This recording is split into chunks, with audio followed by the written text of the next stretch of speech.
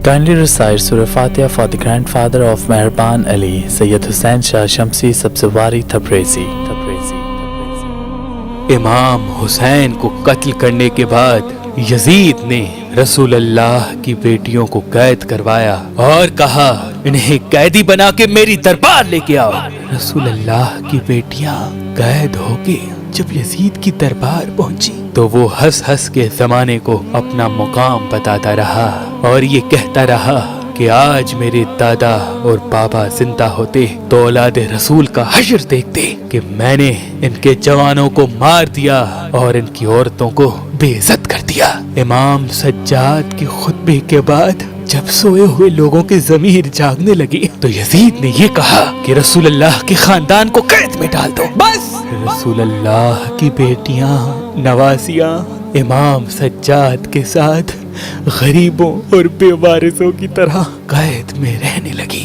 دن گزرنے لگے، ان بے وارث بیبیوں میں ایک چھوٹی بچی بھی تھی جس کو تاریخ نے سکینہ بنت حسین لکھا۔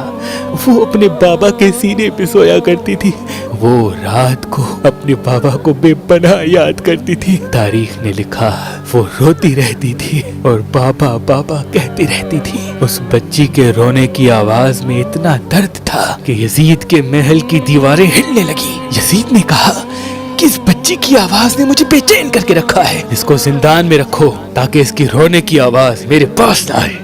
بس اس 4 سال کی بچی کو زندان کے اندھیرے میں رکھا گیا۔ وہ تنہا اندھیرے میں بار بار رونے لگی۔ اس بچی کی بے چین کرنے والی آواز یزید کے کانوں تک بار بار آتی رہی۔ یزید زیادہ شراب پینے لگا پھر بھی اسے نیند نہ آئے۔ بالآخر اس نے کہا پوچھو یہ بچی چاہتی کیا ہے؟ سپاہی امام سجاد کے پاس آ کے کہنے لگے یزید کہتا ہے اس بچی سے پوچھو یہ چاہتی کیا ہے، ہر پل کیوں روتی رہتی ہے؟ امام سجاد نے رو کے کہا یہ بچی اپنے بابا کو چاہتی ہے، اسے ایک بار اس کے بابا کا سر دے دو یہ خاموش ہو جائے گی۔ بس یزید نے امام حسین کا سر زندان میں بھجوایا۔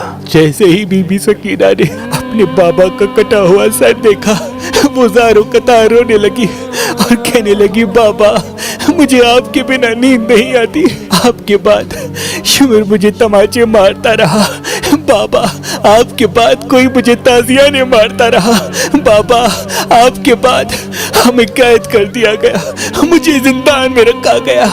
بس وہ بچی روتی رہی، اپنے بابا کے سر کو چومتی رہی اور اتنے میں رونے کی آواز ختم ہوئی اور امام سجاد کہنے لگے انا للہ و انا الیہ راجعون۔ امام سجاد نے بی بی زینب سے کہا جاؤ اے میری ماں، جاؤ سکینہ کو دیکھو، اور سپاہیوں سے کہا ہمیں 3 دن کا پانی اکٹھا دیا جائے تاکہ میں اپنی بہن کو غسل دے سکوں۔ بس اس زندان کے اندھیرے میں اس 4 سالہ بچی کو غسل دینے کا ارادہ کیا۔ اتنے میں بی بی زینب روتے روتے امام سجاد کے پاس آئی اور دستی ادب کو جوڑ کے عرض کرنے لگی اے میرے بیٹا تو وقت کا امام ہے، ایک مسئلہ لے کے تیرے پاس آئی ہوں۔ امام سجاد نے بی بی زینب کے چہرے کو دیکھا اور فرمانے لگے اے میری ماں زینب آپ خود عالمہ ہیں اور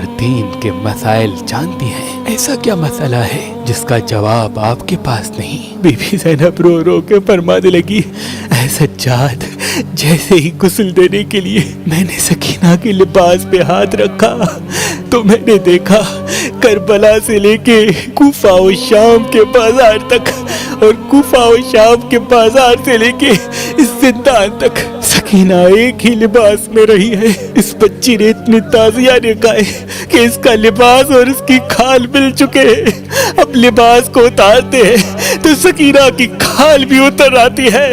سجاد بتاؤ کہ اس معصوم بچی کا غسل اس لباس میں دے یا یہ لباس اتارے؟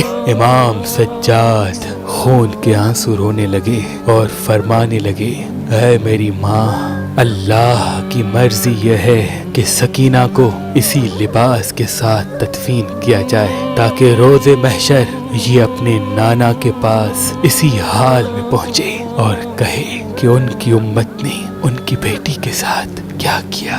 بس امام سجاد نے اس قید خانے میں اس معصوم بچی کو دفنا دیا۔ سلام ہو معصوم شہزادی سکینہ بنت حسین پر۔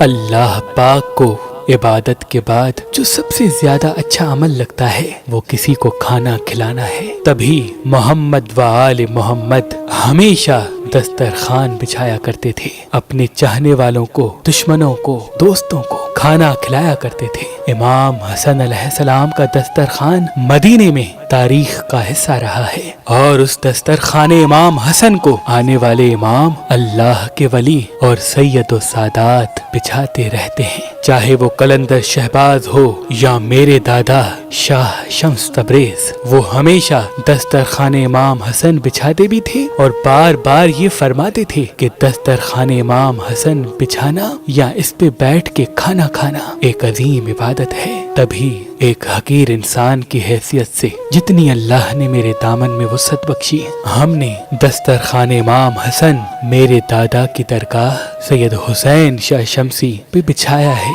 مجھے امید ہے کہ آپ اس دسترخوان پہ آئیں گے اور نیاز امام حسن کھا کر اپنے اور ہمارے لیے دعا کریں گے۔ اس درگاہ پہ امام حسین اور امام علی علیہ السلام کی قبر مبارک کی مٹی بھی ہے۔ جو مومنین کرب و بلا جا نہیں سکتے ان سے گزارش ہے کہ وہ آئیں اور قبر امام حسین اور قبر امام علی علیہ السلام کے مٹی کی زیارت کر کے اپنا ایمان تازہ کریں، اور اس درگاہ پہ آب شفا یعنی جناب عباس علمدار کی قبر مبارک کے آس پاس جو پانی طواف کرتا ہے وہ فی سبیل اللہ دیا جاتا ہے۔ اس پانی میں اللہ نے بیمار کے لیے شفا اور بے روزگار کے لیے روزگار کی راہ رکھی ہے۔ مجھے امید ہے اس پاک مقدس پانی پینے کے بعد اللہ آپ کے مسئلے مسائل ختم فرمائیں گے۔ اللہ تمام مومنین کو سلامت رکھے۔ اللہ